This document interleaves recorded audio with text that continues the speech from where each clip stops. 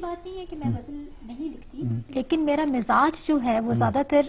نظم کی طرف اس لیے مائل ہے کیونکہ نظم میں ہم ایک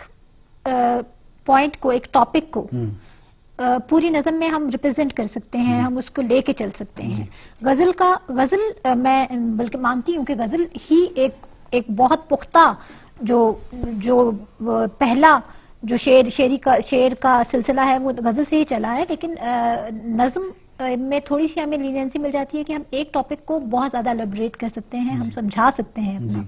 مقصد، تو اس لیے میرا رجحان زیادہ نظم کی طرف ہے۔ اور نظم میں کیونکہ ایک ٹاپک کو اچھی طرح سے سمجھا سکتی ہوں، اپنا پوائنٹ آف ویو کلیئر کر سکتی ہوں، تو اس لیے میں نے نظم کو چنا۔ اور ورنہ غزل جو ہے وہ بھی اس کی طرف بھی رجحان ہے میرا، یہ نہیں ہے کہ میں بالکل بھی غزل نہیں لکھتی، لیکن نظم میں زیادہ کمفرٹیبل رہتی